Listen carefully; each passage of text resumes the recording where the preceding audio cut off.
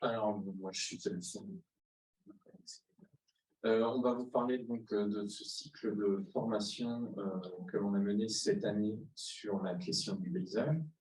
Il faut le remettre aussi dans son contexte. Ce cycle donc paysage s'insère dans un cycle plus global au CUE sur le triptyque urbanisme, architecture et paysage. Donc, cette année 2022, c'était qu'est-ce que le paysage? L'année prochaine, qu'est-ce que l'architecture? Et l'année précédente, c'était qu'est-ce que l'urbanisme? Et c'est un cycle qui sera voué à se reproduire pour que l'on puisse toucher un maximum d'élus. Donc, cycle de formation, puisque cela a été fait en deux parties. Une première partie au CUE en salle le 17 mai, et la deuxième partie sur le terrain hier. C'est tout frais. Voilà.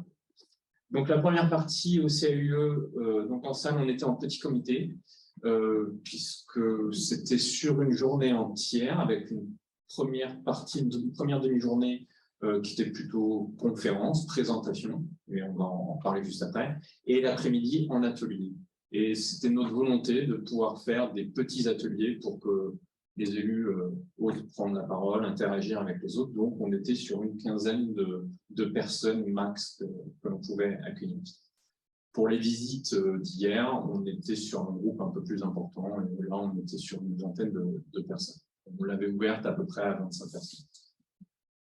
Ce qui n'est pas gênant en soi, puisque c'est une formation qui est vouée à se refaire. Donc, petit à petit, on espère que les élus satisfaits vont prendre la parole et vont parler avec leurs collègues. Donc, la première partie en salle nous paraissait importante pour pouvoir mettre à plat un peu cette notion particulière de paysage, qui peut être propre à chacun. Derrière ce mot un peu fourre-tout, il nous semblait important de faire le point avec eux pour comprendre et pour entendre ce qu'était le paysage. Donc, avec la première partie sur les différentes définitions, avec des entrées particulières. Donc, Monsieur Thibault l'a évoqué tout à l'heure avec la Convention européenne du paysage. On avait aussi extrait des citations de géographes, de paysagistes, bien sûr, et même de philosophes, pour faire le point de départ de cette journée, pour qu'on soit d'accord de ce sur quoi on parle.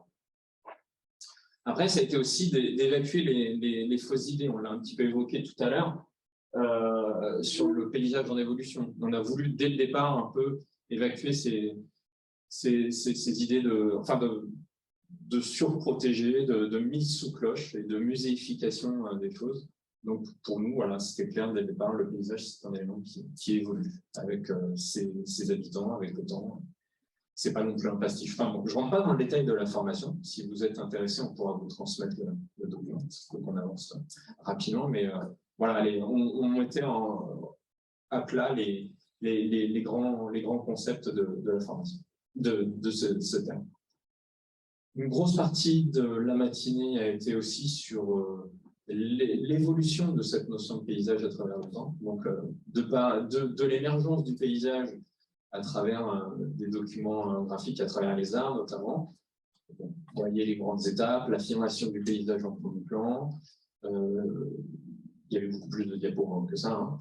Et jusqu'aux époques actuelles, enfin jusqu'à la révolution industrielle et les époques contemporaines. Oui, il y a des images, on a choisi des images un peu choc pour faire réagir justement les personnes.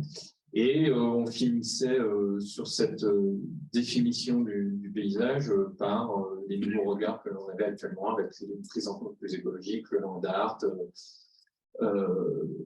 et aussi la banalisation avec la dernière diapositive. Alors, elle est un peu petite, elle est là, juste là. Hein.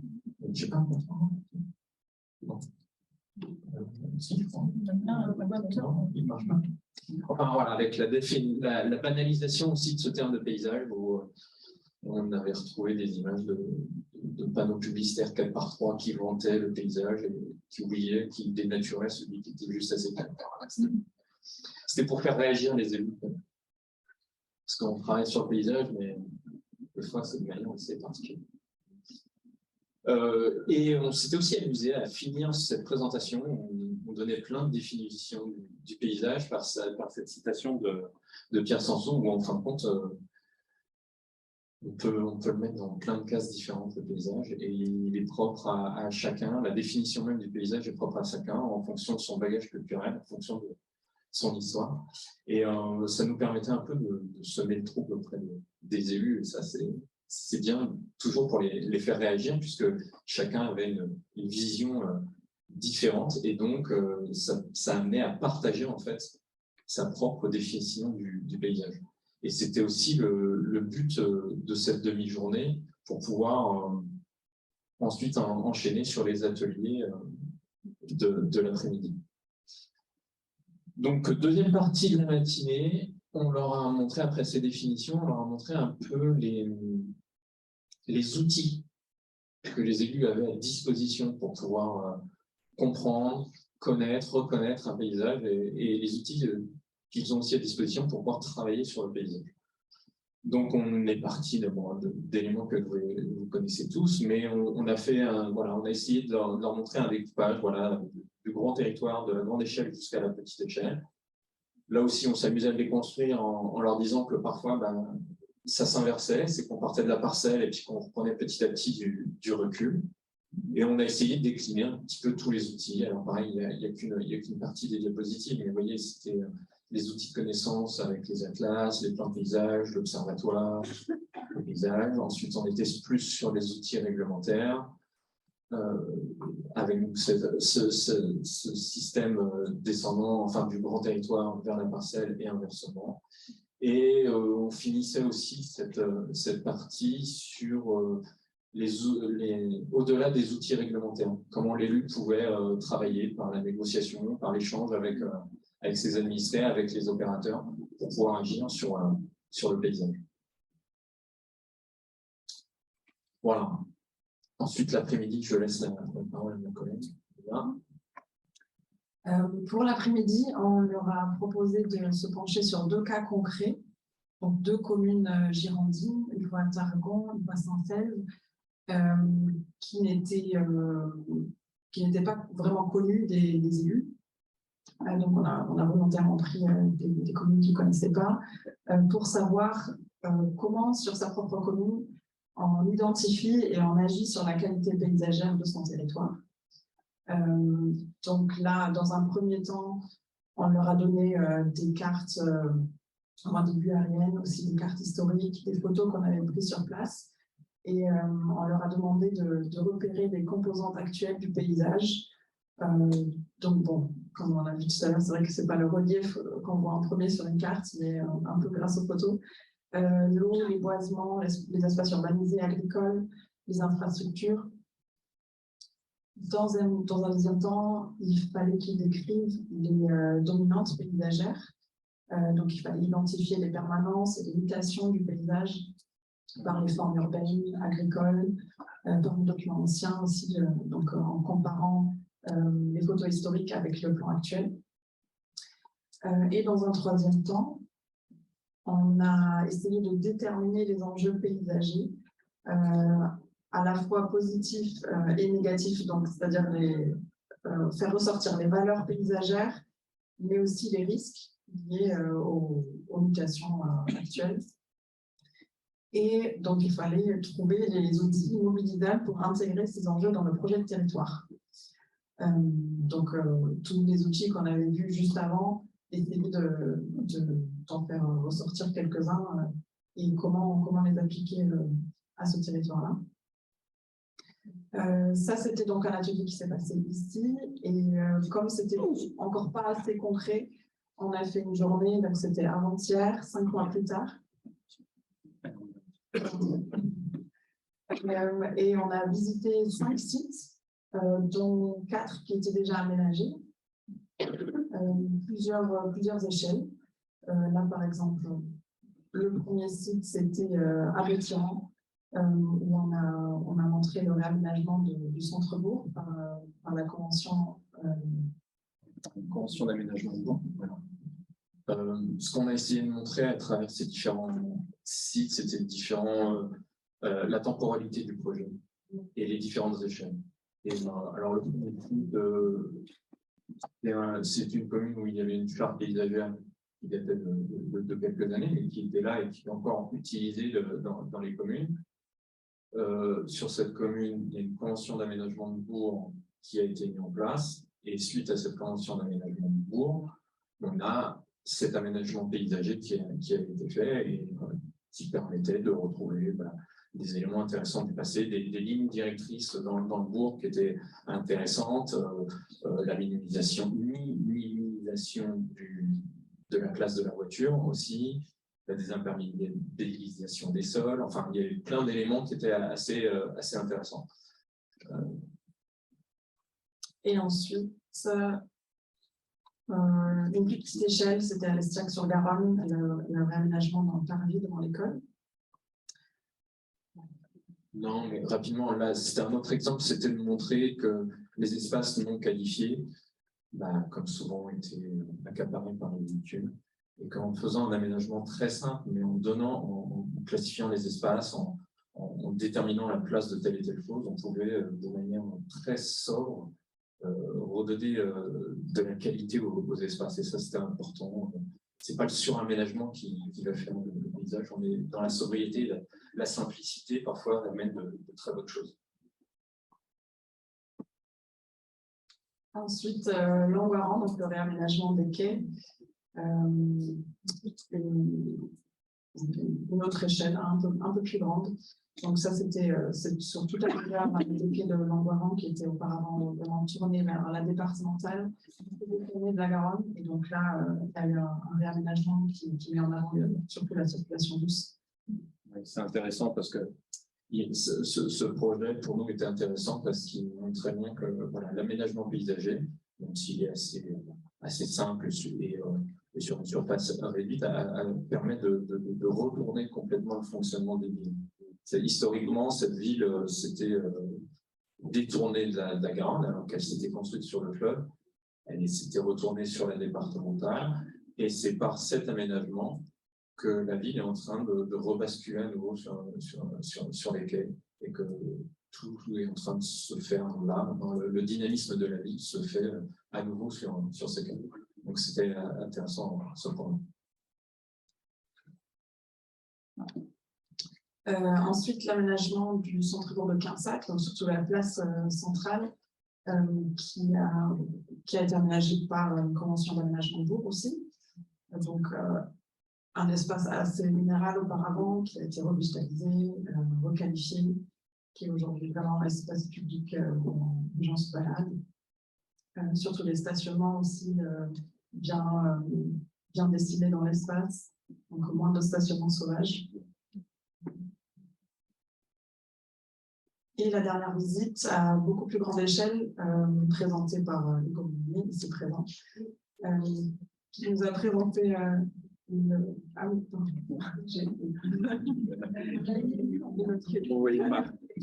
qui nous a présenté également le plan paysage de la communauté des communes des parcs de l'Entre-deux-Mers. On a visité donc, la partie qui se trouve à Campbell-Lac. Là aussi, on a joué avec les échelles, puisqu'on nous a présenté le plan paysage qui est à une échelle intercommunale, qui pouvait paraître en soi un document supplémentaire et peut-être abstrait. Et ce qui a été intéressant, c'est qu'on nous a amené tout de suite on a amené les élus sur un futur lieu de projet. Et là, pour le coup, c'était un élément très, très localisé, très, très réduit en termes de surface. Et l'enjeu, c'était de leur montrer que voilà, de ce grand document qui est un plan de paysage intercommunal, on arrive à aller sur des lieux de projet très, très ciblés et qu'il n'y a qu'un emboîtement. En fait, à chaque fois, c'est un emboîtement d'échelle. Et ce qu'on voulait qu'ils retiennent de ces journées, de cette formation, c'est ça, c'est l'emboîtement des échelles quand on travaille sur le paysage et la temporalité aussi. Parce qu'à chaque fois, on a essayé d'en parler de la date des premières études et la date de réalisation. Il y a parfois un grand écart, mais c'est même tout le temps nécessaire. Cette temporalité, de prendre le temps, elle est nécessaire puisqu'on est à chaque fois sur des projets partagés. Donc, il faut inclure un maximum de concernés. Puis, on travaille aussi avec le végétal. Donc, il faut aussi le temps que les choses s'installent. Donc, voilà, pour résumer notre premier cycle de formation qu'on espère refaire dans 3 ans. Normalement, ça devrait être fait tous les 3 ans, puis on espère qu'on va avoir une bonne publicité auprès des élus pour en toucher de plus en plus. Voilà, si vous avez des questions.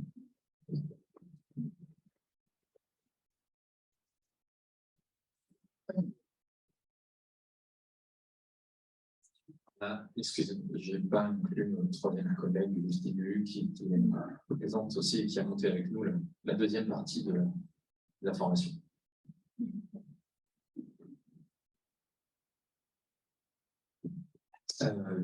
Donc Alexandre Rosset, ETSA pour nous. Merci pour votre présentation. Je faisais la remarque que j'ai une étudiante en paysage juste à côté de nous. Je me suis dit, c'est incroyable. Parce qu'en 2 jours, je peux nous faire en 5 ans, c'est bien. Et au-delà moi j'avais une petite question. Est-ce que, donc là vous avez présenté ce que vous avez proposé aux élus, est-ce que vous avez fait une évaluation, c'est-à-dire est-ce que vous avez demandé du coup aux personnes qui avaient participé à cette formation ce que du coup vous en avez retenu, pensé? Le mail a été envoyé hier et on attend leur retour. Pour avoir leur retour, généralement, une carotte, on leur dit qu'on leur envoie les documents des visibilités quand ils nous renvoient dans quelques satisfaits. Mais en live, ils étaient quand même assez satisfaits. On a quand même eu le retour du premier module qui a eu lieu en mai. J'étais satisfait. Oui, au-delà de la satisfaction, il y a les questionnaires, c'est bien, mais on a pu débattre aussi dans le bus. Parce que là, ça, c'est important aussi, c'est le moyen avec lequel on met en place, soit on part chacun avec sa voiture, soit on est dans un bus. Déjà, ça change tout.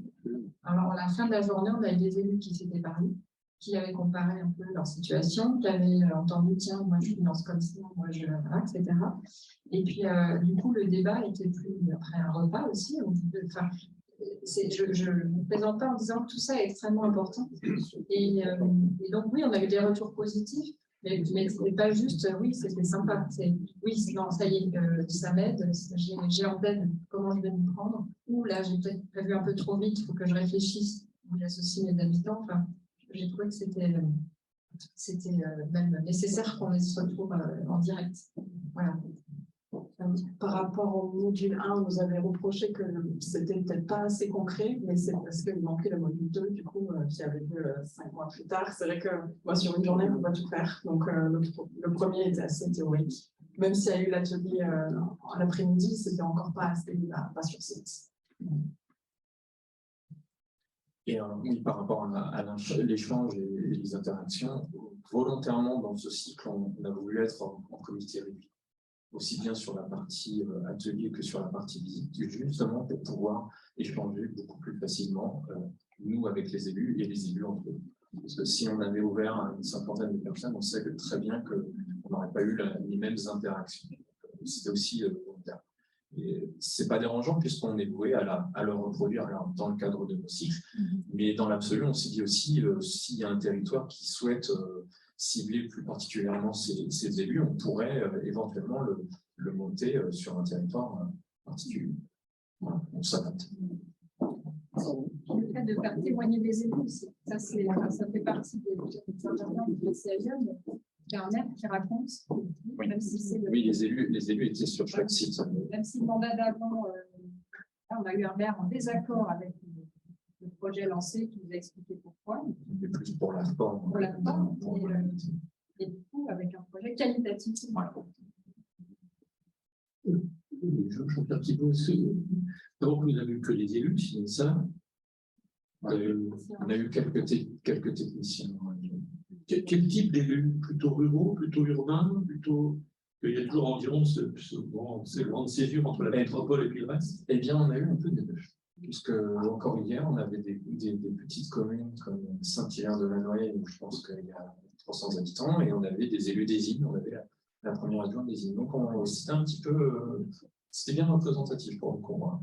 Et puis, en complément, est-ce que j'avais vu que dans l'enquête, le Conseil général de la Gironde avait une politique de paysage qui comportait en particulier une sorte de prix du paysage récompensant comment dire, un certain nombre de réalisations qui avait été faite par des élus. Donc là, c'était l'élu lui-même qui était mis en valeur, ce qui est quand même assez intéressant. Oui, oui. Ça peut mettre en œuvre. Une dernière intervention. Donc, Audrey Tchadé, du département de la Gironde. Donc, effectivement, au sein de la direction de l'environnement et donc du bureau du paysage et du patrimoine naturel, on a mis en place ce plan, ce prix paysage, donc qui valorise en fait certains projets qu'on considère qualitatifs, vertueux.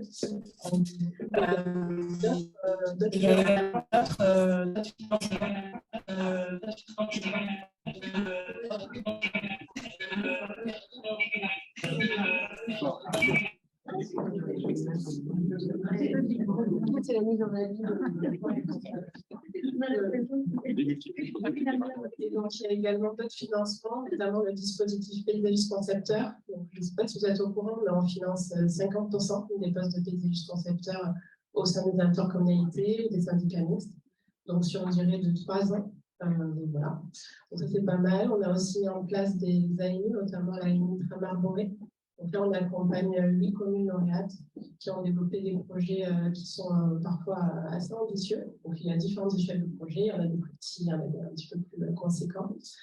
Et on va également mettre en place, je le disais, un AMI, planification résilience, justement pour accompagner les communes dans la révision des documents d'urbanisme et pour favoriser tout ce qui est la place du paysage et du patrimoine naturel au sein de ces projets. Donc voilà, on essaye de faire pas mal de choses. Et en lien avec le CLE, là, on a porté une convention et on va travailler notamment en lien avec les collèges pour mettre en récit tout ce qui est transition écologique et donner aussi leur place aux jeunes générations. Et on va aussi travailler sur d'autres choses, notamment la mise en place d'un projet tous les 2 ans. Mais ça va, je pense, ressembler un petit peu à la forme de ce qui a été mis en place. Donc, valoriser des projets un petit peu ambitieux en Gironde. Et ce sera ciblé sur l'île des Lieux aussi. Voilà.